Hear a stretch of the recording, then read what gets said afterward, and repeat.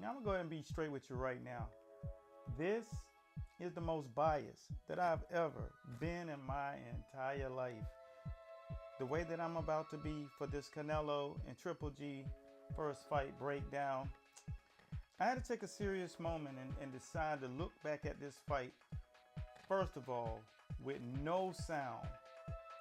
Oops, before I get started, I have to formally introduce myself for those who have never watched my channel. My name is Eric A. Bradley, aka The Real Fight Doctor, and there is no other on this level. Now back to the topic at hand. I had to watch that fight, first of all, without the sound on because, you know, over at HBO, they are not known for being straight when it comes to calling fights. So I had to turn the sound all the way off. I turned music on so I could really enjoy the ambiance still. So I go back, I look at this fight. And the reason why I broke this fight down the way I did post-fight, I got a lot of feedback, and I always try to keep it down the line instead of being biased. I'm explanatory, so that's what I'm going to do now. I'm gonna speak to you several things when it comes down to a judge having to score a fight and the fact that some of the judges are actually qualified to score the fight. First and foremost, some of the things that you have to remember before watching that fight. First thing, Triple G was born 160 pounds. So that means he's weighed that in his entire career, including when he was an amateur, he was a middleweight. Canelo is a junior middleweight. He's thick, he's stocky, but if he truly was the weight he was supposed to be, he'd be a welterweight because of his stature. He's 5'7" and some change. Floyd was a hair taller than him, and Floyd is 5'8". Okay, let me explain something else to you. Two, you have to consider this when you're watching a fight. There's the David and Goliath effect. One thing that you must note when it comes down to a guy being in the ring fighting against a guy that is as strong, he's naturally bigger, he's naturally taller, and you have to consider what his obstacles are having to overcome. In the fight, I made sure that I scored that as well. First, Triple G takes the time and really presses Canelo. Canelo deals with it. A lot of people say, yeah, he was pressing him. He was pressing him and pressing him. I say to those who say that, have you ever had to work off of the ropes, out of the box, behind one shoulder, crouching, doing and working behind the rolling shoulder and the Philly shell? No, you have not. Being inside of the box takes an hell of amount of skills, but it's just like the defensive lineman that doesn't get the sack, but he always pushes the offensive lineman on top of the quarterback so the quarterback cannot complete a pass. These are things that are not stats. What Canelo had to overcome throughout that entire night, he's shorter, he's thicker. Now when you're two guys and one guy is much better skilled, like Floyd, and he can go up and fight another guy because his skill set is higher. Well, Canelo and Triple G's skill set reside in the same place, so a bigger man wins the fight. That is the case in this situation. Canelo, I'm breaking these things down so you can actually use these in arguments in other fights that you're biased over. But the thing is, Canelo positioned himself to fight a much bigger guy, stronger guy, heavier hitter guy, a guy who's naturally at that weight. When he got in that ring and he did what he had to do, he put fire on all of that stuff, took very little damage, pressured all night. The fight, my friends, are broken down into this by the judging skill set: effective aggression and ring generalship. Two things that people forget about when it's their fighter fighting. People see Manny Pacquiao with aggression and and he's missing and they scored. And God forbid those guys over at HBO don't think he's not effective. Then you find someone who's sharp, clinical, precise. They don't want to score him because that's too boring. Canelo he doused the effectiveness of Triple G's aggression. I scored that. My scorecard ended up being 113 to 113.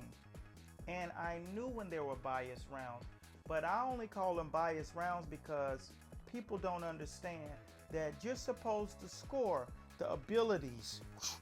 How do you handle a bully if he's jumping on you?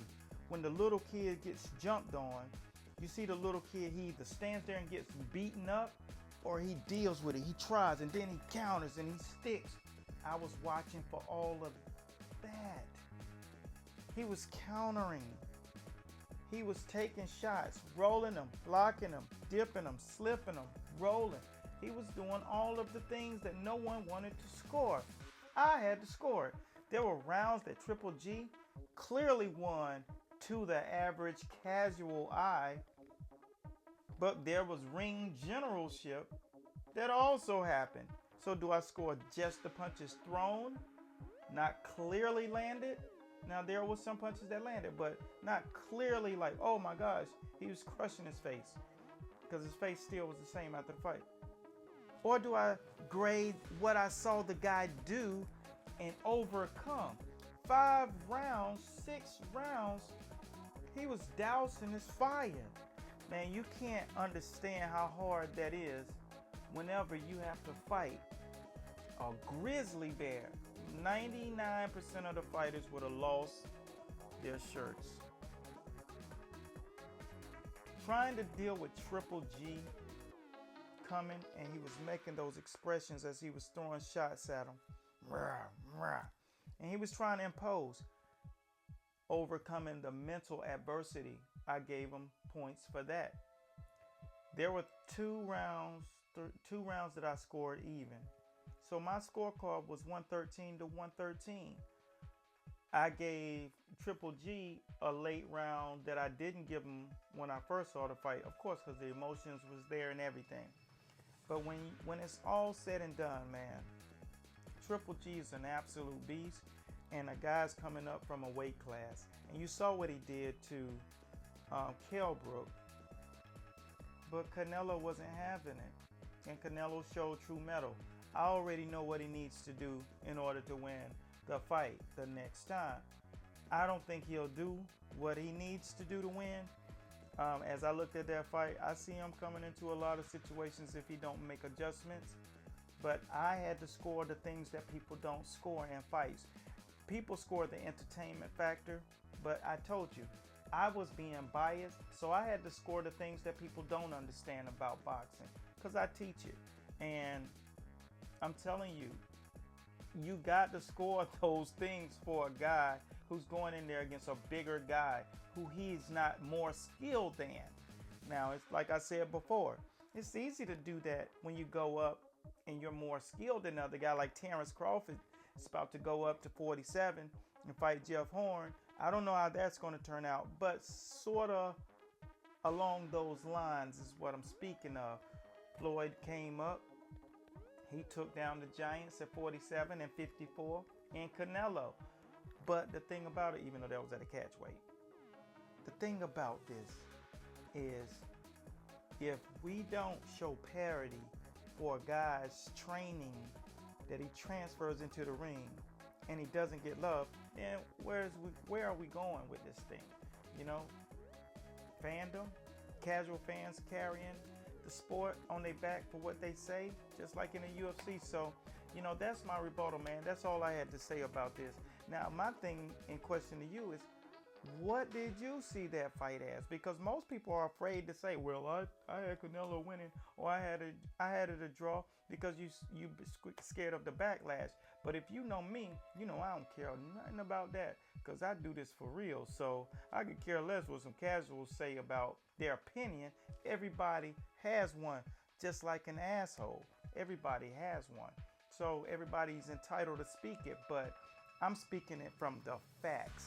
And I carry it on my shoulder.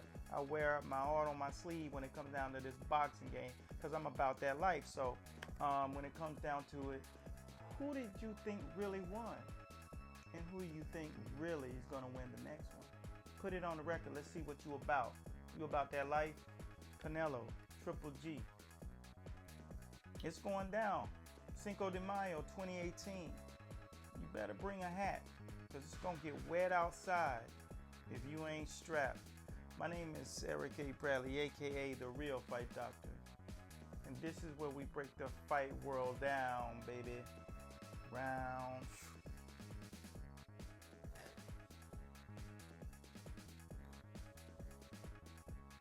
by round. Peace. Boom!